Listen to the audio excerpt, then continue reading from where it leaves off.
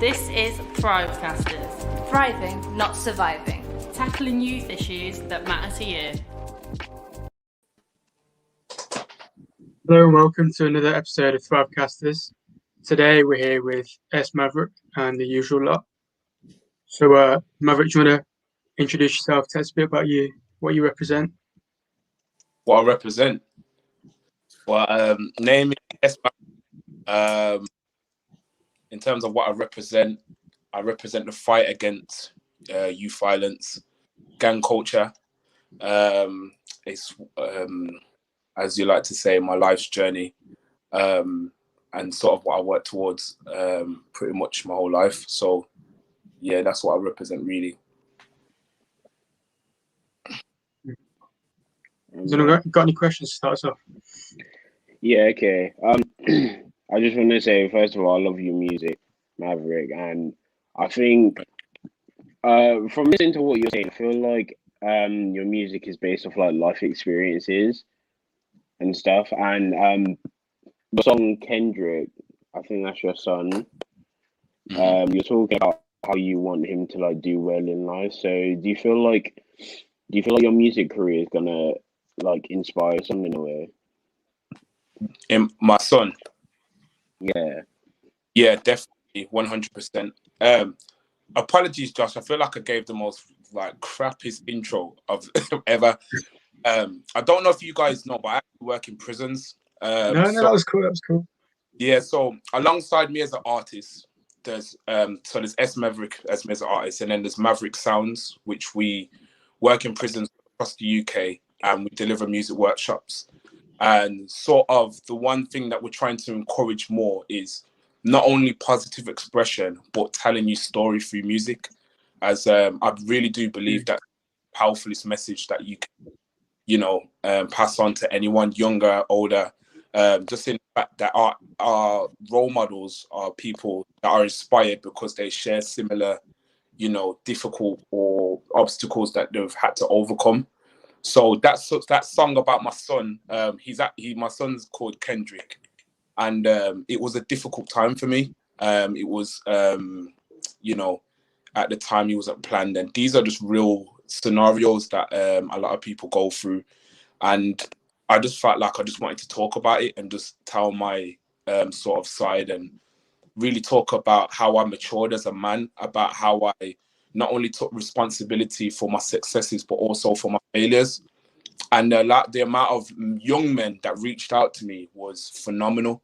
So in that aspect, to answer your question in terms of how will it influence my son, it's more of the hope that, his father tried to be real. He tried to be authentic. He tried to be vulnerable, because there's power in vulnerability.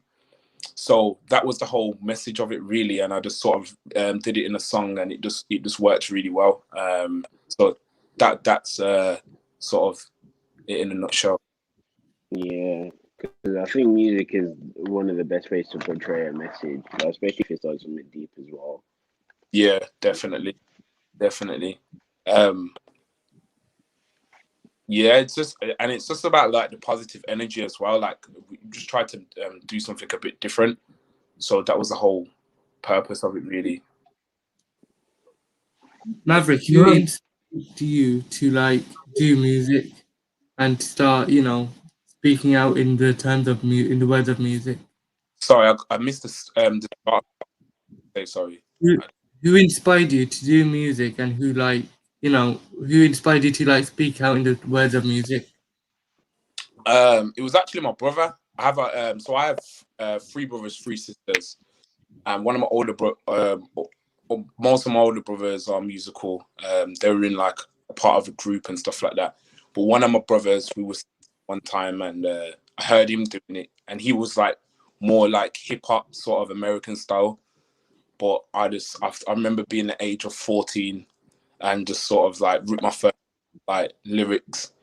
The irony is I used to play basketball when I was younger, and they gave out these mixtapes, and it was of an event called Midnight Madness It was a massive event that used to go on 24 hours, and they used to hand out these mixtapes of guys doing basketball, of rap and stuff like that. And I heard this hip hop beat, and I just started writing some lyrics to it, and I just literally showed my brother, and he was like, "Yeah, you need to burn these lyrics still." So yeah, I went away and tried to get better at it, and then obviously I just got like all the props from my friends at school, and then it turned a lot more serious. So I found like around my area there's a lot of gang violence and all the rest of it. So it just naturally, I just felt this overwhelming feeling to like talk about it, but in a positive way and not sort of just on a bandwagon. So that's where it started, really. I just started taking it seriously, and people were saying I'm good. So yeah. What about artists then? Because you're an artist and you've inspired loads of people. But what artists inspired you? This is a good question as well.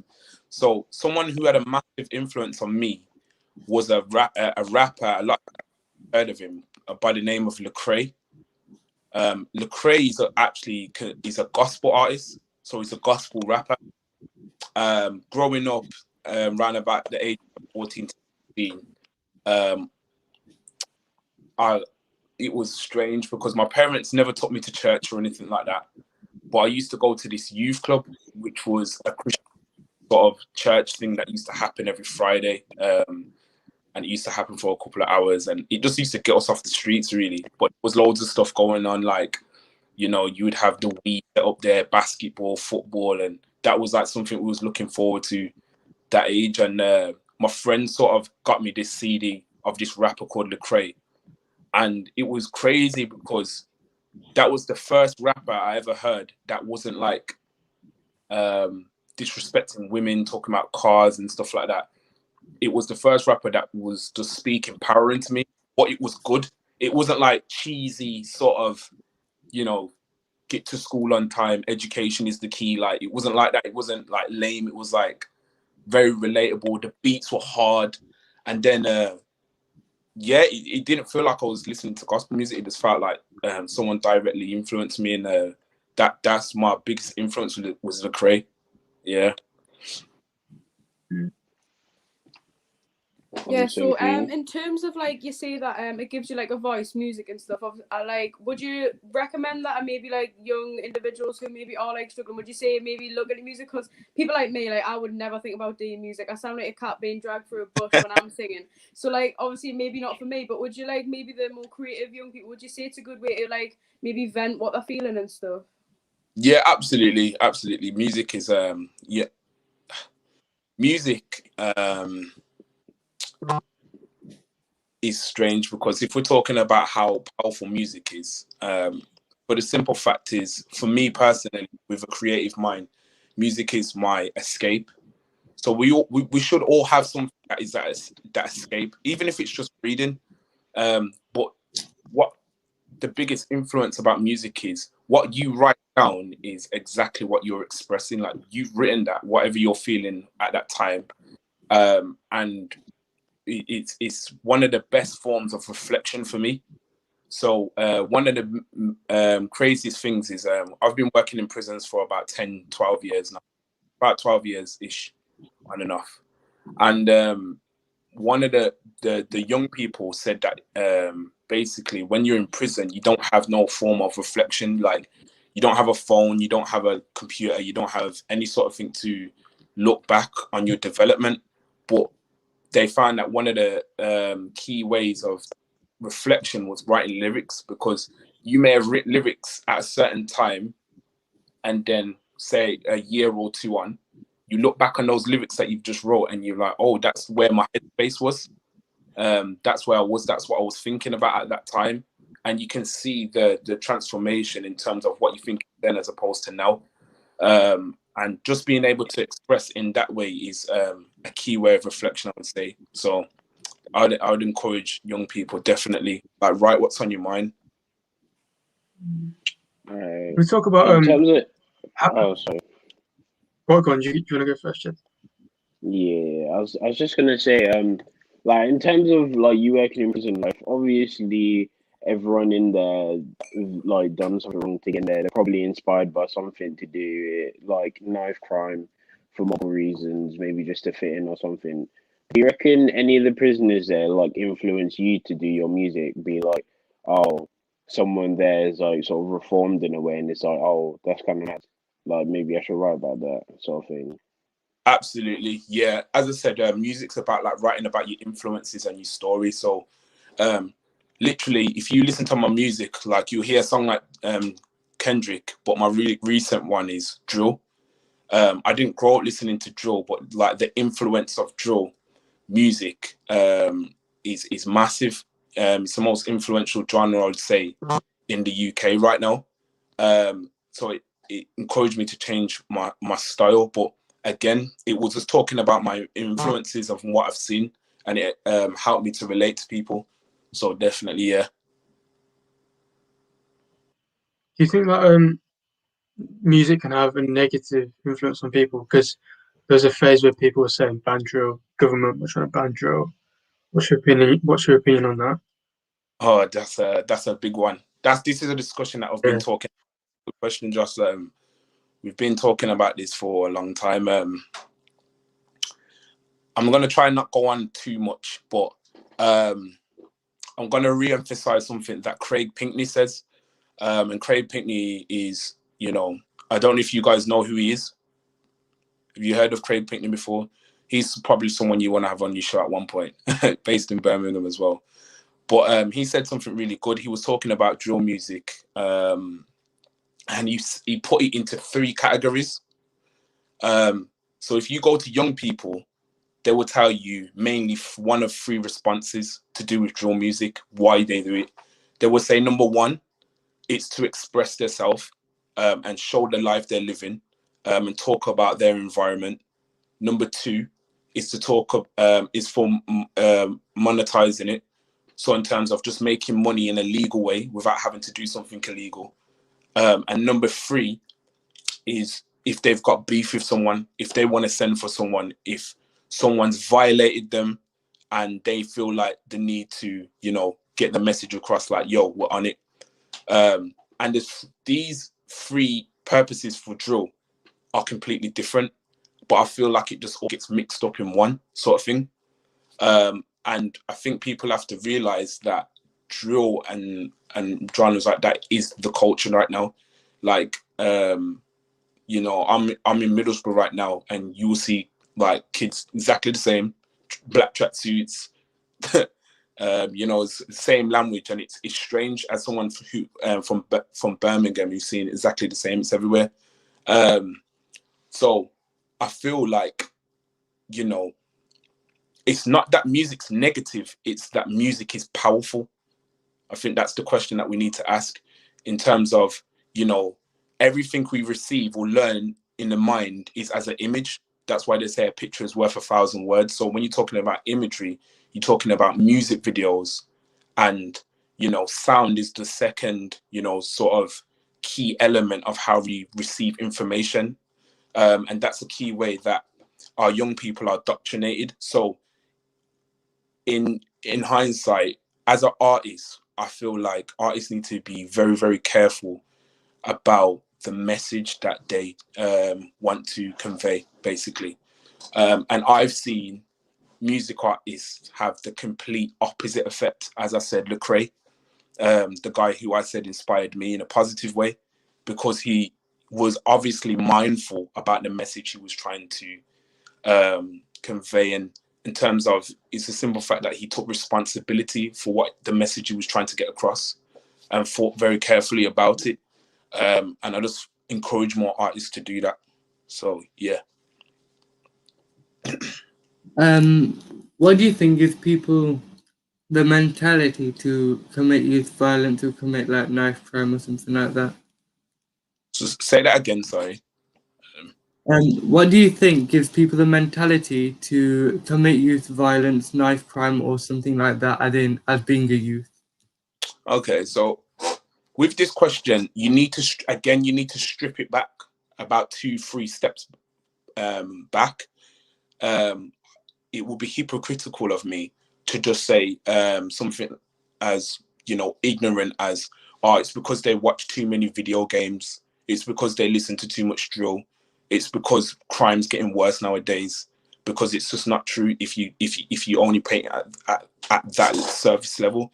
But if you strip it back a couple of steps, there's like 5 key elements that contribute to knife crime.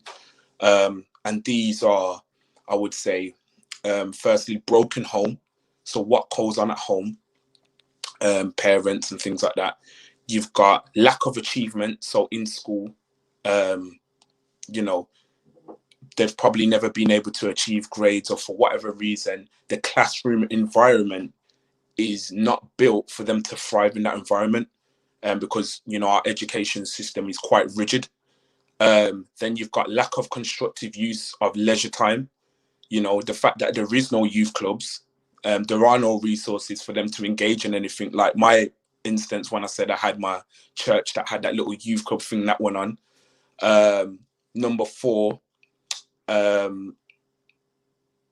always forget number 4. Lack of constructive use of it. But I can't remember number 4 and 5. But do you guys get where I'm getting at? Does that make sense? So there's basically contributing factors to them making a decision of that.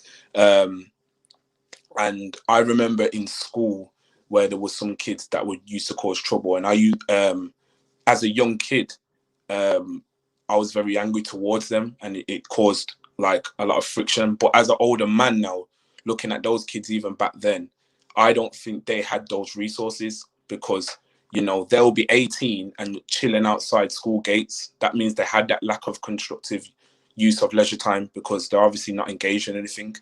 The education side, they're obviously not in school. So with all these sort of instances happening, it creates something what I like to call survival mode, whereas young people have this whole mindset of, I gotta get it by any means necessary. There's no right or wrong. They don't know about morals. They don't know about the right decision making. It's like an unrealistic response to everything. So if you start giving young people back those resources that I've just named out, I feel like their daily decision making will be better, in terms of, if you carry that knife, there's going to be serious consequences to it. Does that make sense?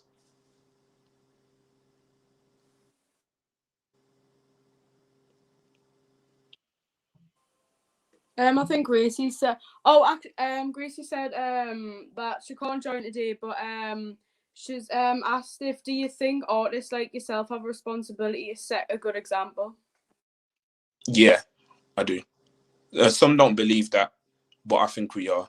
And the one thing I'll say about that is, a lot of artists, what they will say is, I'm not responsible for gang culture. I'm not responsible for youth violence. I'm not responsible for young kids dropping out of school. However, you are a prime person who can push or motivate violence, if that makes sense. We have the power to make it look cool. We have the power to make it. Does that make sense? We have the power to influence it and push it more, as opposed to being the person who's responsible for causing. Another key things I want to say to you guys as well is, there's two perspectives, accountabilities. There's the accountability of the government intervening. A lot of people can sit here and just blame the government for everything, but there's also the accountability of us. We have to also take accountability to how we work in our own communities and what we do around ourselves. And I'm more focused on the second accountability, which is, how can we change our mindset? What can we do, as opposed to relying on the first one?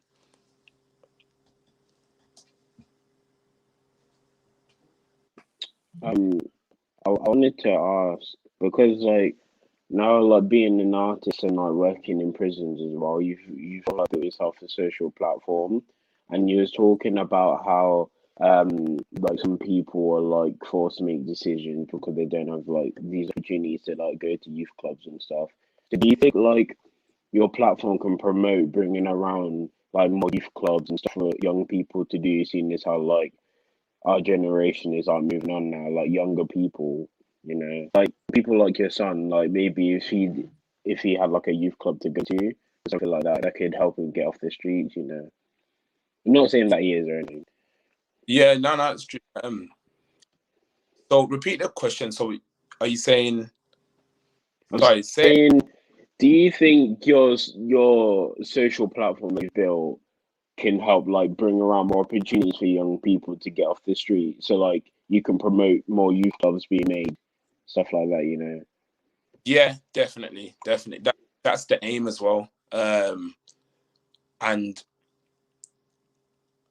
do you want me to be honest with you? I'm not gonna. I don't do what I do to rely on someone else to create the opportunity. I try as someone to create the opportunity for myself, if that makes sense. Because it goes back to what I was talking about before about the two accountabilities, and I'm more focused on what I can do. I understand that I can't do it myself though, and that is really, really important because cities like Birmingham can sometimes be divided. And it's very, very important that practitioners, facilitators, all the sort of guys that have this sort of passion and mindset work together. So definitely, yeah, with my platform, that's all I hope to do, man, is sort of create that sort of that path. And with music, just for me to make it so relevant to young people, as opposed to me just shelling out positivity and trying to tell them stay in school. It needs to be more real. So yeah. What do you do in prison then? Like before, like when you go in them, do you get like shook or anything? Do I get shook? When you go Nah. into prison? No. When I first started, I got shook. What are they like? So sort of what it would look like is I will come in. I will come into the prison. We have usually 8 guys, so 8 prisoners will be selected, and literally you will wait for about 20 to 30 minutes before class starts. Usually get a briefing on what each participant or learner sort of their sort of background and stuff, just so you're aware as the facilitator.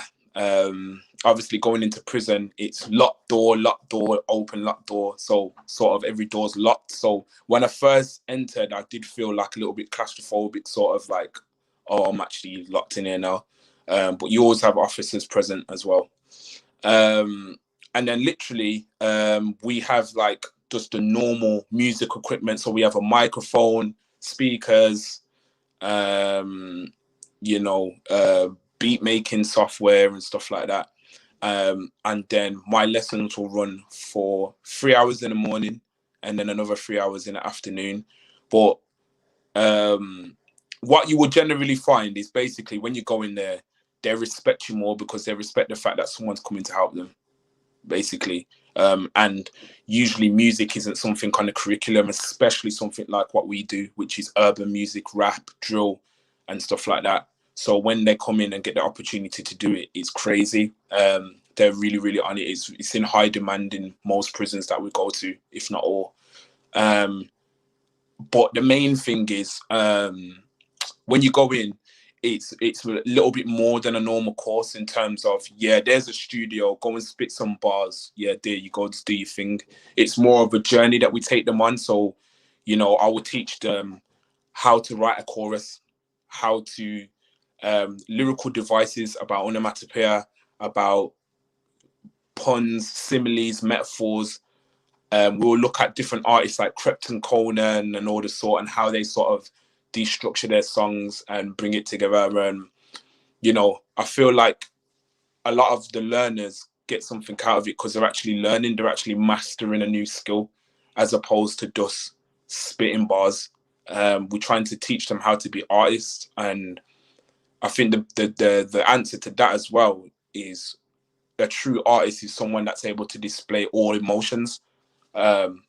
So yeah, that's it really. Like, was I scared? I was scared on the first time, but I'm used to it now after so many years. But prison can be an unpredictable place. But as long as you've got the right team by you, yeah, it's a pleasure to be in that environment. You learn a lot, you really do.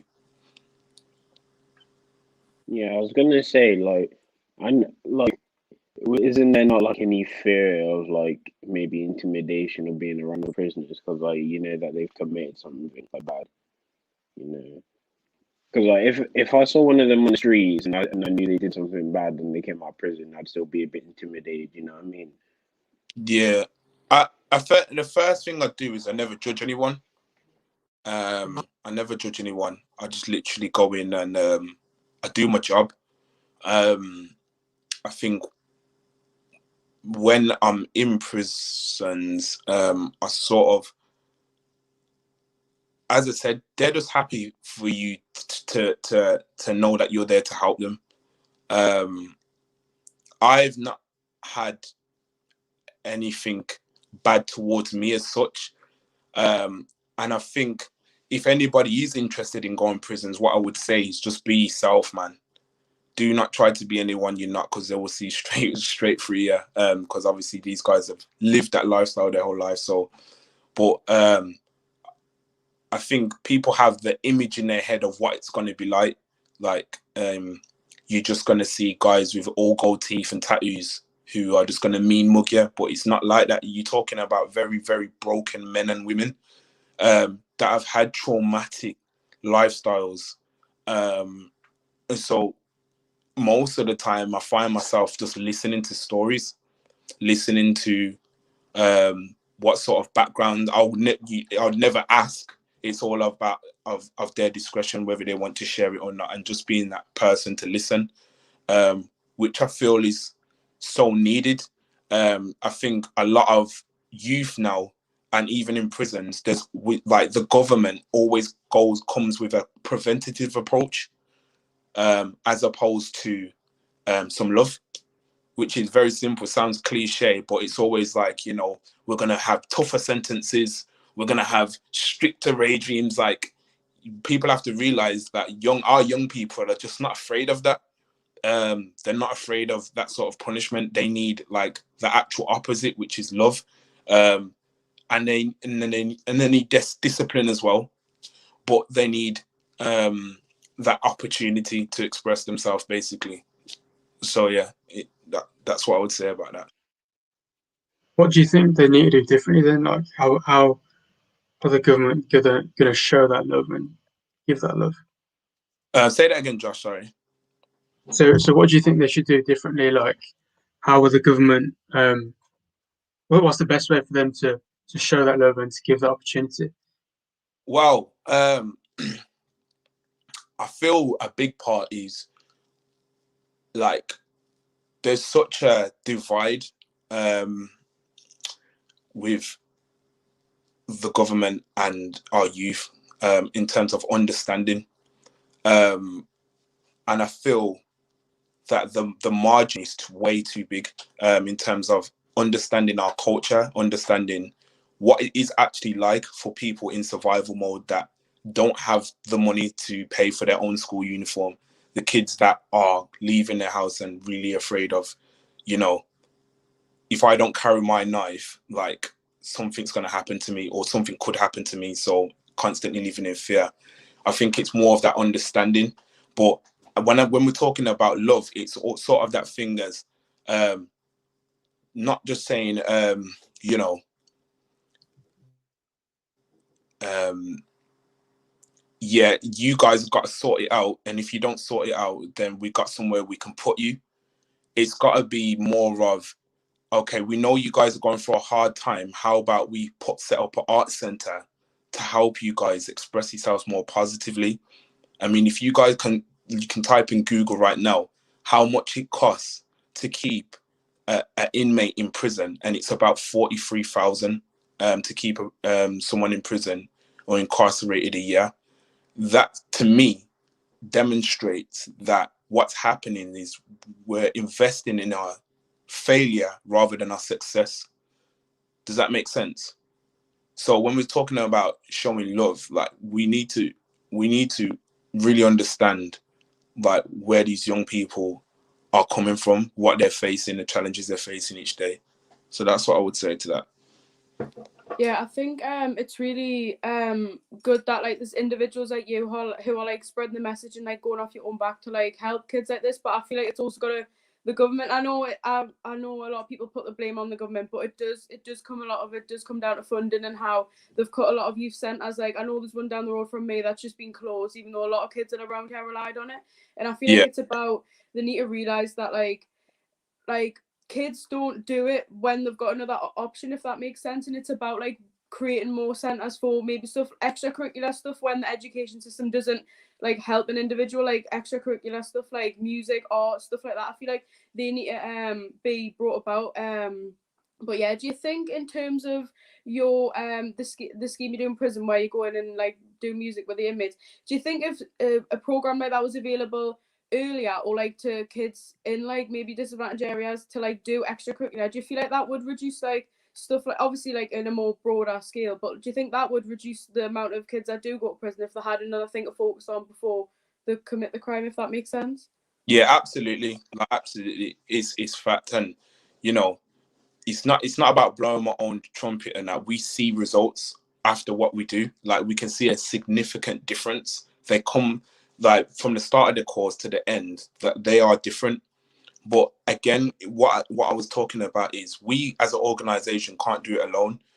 There's other organizations that need to come together, and the sad reality is a lot of organizations have been shut down due to funding just because they've been cut. I mean, at the end of the day, I get most of my funding from the government. That's where it comes from. Like if I win a tender or a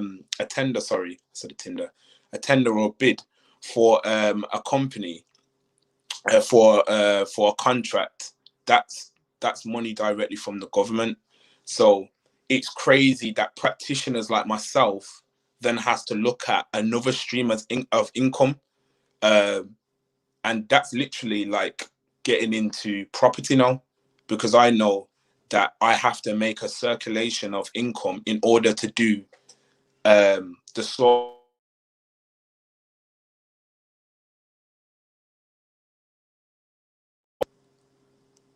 Can you hear me?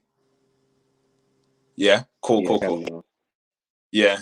I have to have another stream of income.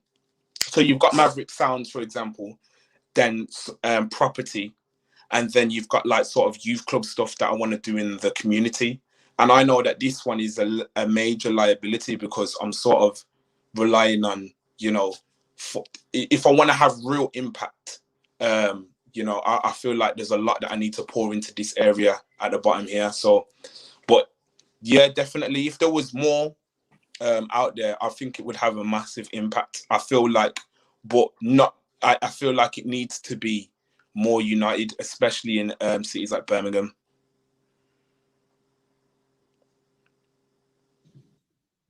I'll just read this out. Yeah. Oh. Go on.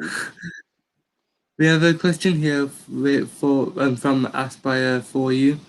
Is survival mode something that affects one gender more than another, and what are like, or is it like certain ages? No, it affects everyone. It just looks different.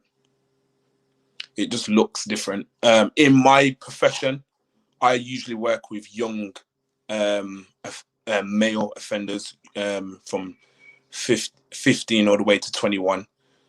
So I know what that looks like, and I know what their unrealistic responses look like to certain scenarios. But as I said, it's all the same. It just looks different. So yeah, that's what I'd say in answer to that.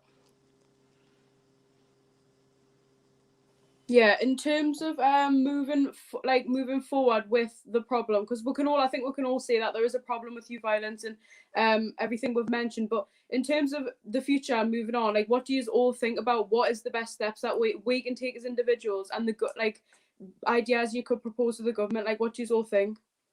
Yeah, I'm gonna go back to something that Jen said, and that the fact that we don't give enough props to like the positive things that people are doing, like what you guys are doing right now.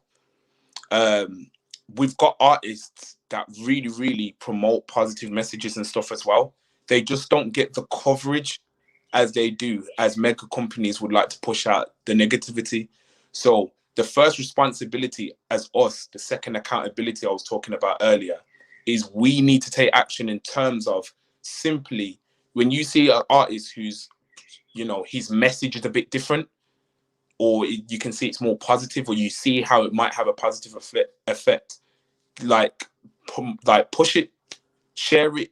Do you know what I mean? Go out of your way like a little bit more, because 9 times out of 10, that artist who has consciously thought about the message they are trying to display will not be getting the coverage as artists that are exploited by mega companies to push a violent agenda. Does that make sense?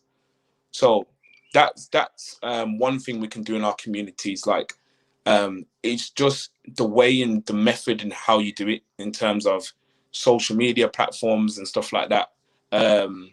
You know, I know it sounds silly, but get creative. If you've got a creative mind, I find that this is off topic, but this is more of a practical note. I find that TikTok little videos, if you use a backing track or a song, say you did something silly like a comedy video, but you use a song that nobody knows, I guarantee you everybody in them comments will be like, whose beats this? And then all of a sudden people are looking for it. Does that make sense?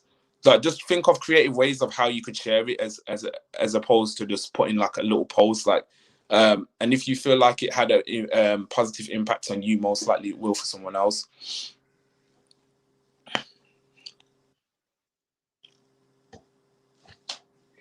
In terms of like the people they work with, the prisoners, do you think like the offences that they've committed has like with your job working with them, has that more of a effect on them? Because obviously some people might have gone through a harder time than others. I was just wondering what you think about it. Yeah, I'm gonna come from this way. Say that again, bro, because you caught up a bit there. Hello. Yeah, I can hear. Yeah. Do you reckon that your job basically, does it affect more people that have committed like more serious offences? Do you reckon? Because some people might have a harder time than others. Yeah, definitely. Yeah, definitely. Of course, yeah. I've worked with all types of sentences. So I've worked with. I can tell a story of a young man. Obviously, I can't say names, but of a young got into some trouble. It was just a normal fight, and he had a knife. He stabbed him in the knee, and the person ended up dying. And now he's got a life sentence. It wasn't his intention, but obviously, you can imagine like the collateral damage to his mental health, what that's done, because he has to do that for the rest of his life. So again, it looks different to how he responds to things. So, you know, it's a tough one because you know, there's I've even worked with young people that are in prison for life sentences for crimes they didn't even do. And nobody talks about that sort of side. It's sort of like you're affiliated, that's you. Whereas like people don't really take into consideration that that's just the area they grew up around, and they just wasn't able to escape it. So again, the way in which you work with those learners is different. It's more not just giving them somewhere to escape, but also let's rebuild the mind battle that you're having every day with trying to not suicide, if that makes sense. Like, so all these different scenarios have different consequences and responses. So yeah. With everything you're doing, for example, like going to youth prisons and all that, where do you think your career will be in 10 years from now? 10 years. Can't lie. 10 years. I think I do like a little vision board. So I'll put a little vision board, all the dreams I want to achieve and stuff. So one of them was to go national. That's what I see. National. I also see me teaming up with other people, like myself, doing things on much more of a broader scale. More sharing what worked. So I know I'm telling you guys little bits, but not just keeping it to myself because it makes my company look good, but actually sharing what's effective, what sort of method really, really penetrates the mind and really helps young people. So definitely doing it nationally and going to prisons all across the globe would be my goal. Do you think there's enough male role models like yourself? And if not, why not? That's a question. Josh is on it today. No, I don't think there's enough. And that's not to be negative. I just feel like that's the level of pressure that people are under. I feel like bad times create people. So in terms of when bad times are happening, there's always to rise up. The Martin Luther Kings, the Malcolm X's, or all the rest of it. But what I would say is, it's the pressure of lifestyle. Like, I think what happens a lot is, as I said, I have a son, so it's very easy for me to just be like, I've just do what's best for my family, and I don't really want to be dealing with a whole pressure of trying to be a revolutionist, trying to be, invest in stocks, trying to do all this stuff, trying to stay relevant on social media, it's a lot of pressure for role models.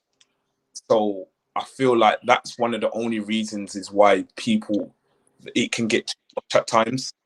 And I feel like that's why we need Europe as well. So we need more. All right. Yeah, Aspire for you asked, how do you manage people wanting to help after being inside? How do you manage people wanting to help after being inside? Okay, good question.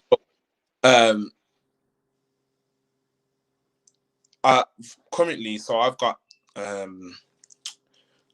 3 staff members who were previously ex-offenders, and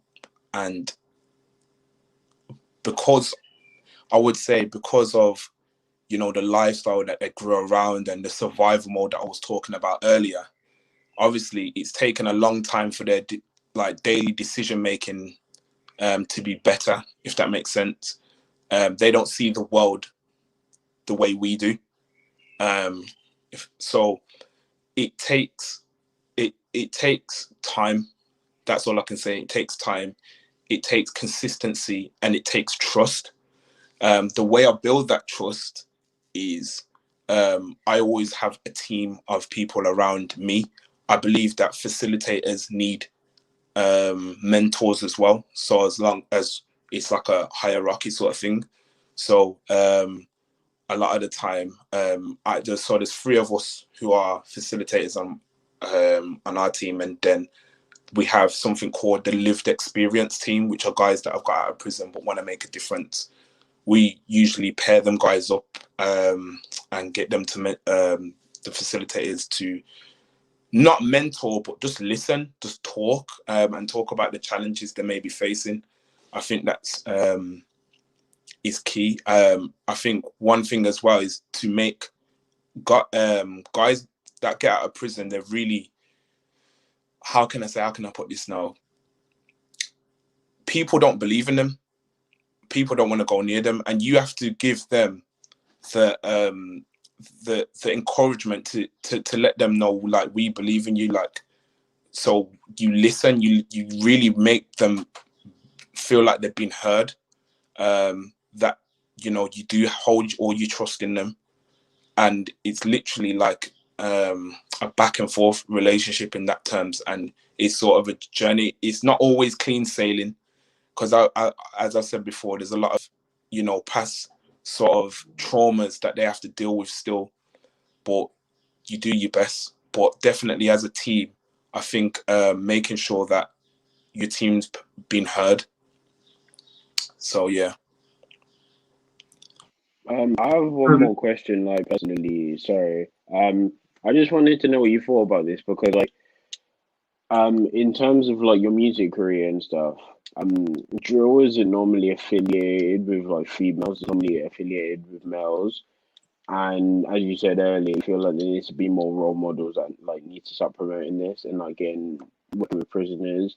So do you think like what do you think could happen if there were more female artists that like did what you did? What effect do if, you think it would have? if there was more female artists, Yeah, that did what you did. it's just as powerful. It's just as powerful. Like, do you know what I mean? Like, man or woman, the message is still as relevant. Do you know what I mean? And I think there's sort of a different message that is portrayed for our young women. But I've seen female artists, like I've gone into women's prisons as well, and the talent I've seen there is ridiculous, like ridiculous. But even that's a whole different scenario as well, because I think it's something ridiculous that 75% of women's sentences has a manipulation of a man behind it. I don't know if those figures are right. They may have changed, but I mean that's a big figure there. And you know, when we look at those sort of figures, we sort of think to yourself like, even women have a fight of their own, but and sort of how the industry treats women as well, if that makes sense. But as I said, like I've gone into prisons and I've had female staff work with me, and there's no difference. It's just the same. There's still a powerful message to be had. I think it's important. I think one thing that's important is I do believe in males mentoring males and women mentoring women, only because we have that level of understanding of the same sex in different scenarios. But even in saying that, in most prisons you will see that there's more women staff in young males prisons, because they tend to have way more of a positive effect and positive response. So yeah, I generally believe there's no difference, women or male. I've got one last question, and then I think we'll wrap up because I got to go. But do you recommend young people going to university? Because on my social media and stuff, I see a lot of stuff saying, "Oh, university's a scam, don't go." But I was listening to your song "Graduation" about your time at university. So has it helped you, and do you recommend it for young people? I went to uni, I graduated, and my goal was to be a PE teacher. That was what the degree was for. I paid tons of money, not even close to what you guys are paying now, probably triple what we paid. And I ended up not doing what I did at uni, basically, what I studied for. Would I take it back? No. But one thing that I would say, which is really important, is there's nothing like education with direction. Yeah, I'll say that again. There's nothing like education with direction. I wouldn't mind going to uni again now because I really know what I want to do. But as long as you have direction of where you want to go and not just jump on a bandwagon of, oh yeah, uni's the next step. Like, you know, I feel like people could get way, way, way more out of it. And there's a lot of life lessons that can also be taught without uni, without the education system. And I mean that with the least offense. You know, I mean, look at today's millionaires and billionaires, you know what I mean? How many of them have dropped out of school? It's not to say that it's a bad thing. It's just about, you know, keeping your mindset on your own goals, and just learn how to make money work for you and not working for money, basically. That's what I would say. Yeah. Appreciate you talking with us. Has anyone got anything else you want to say?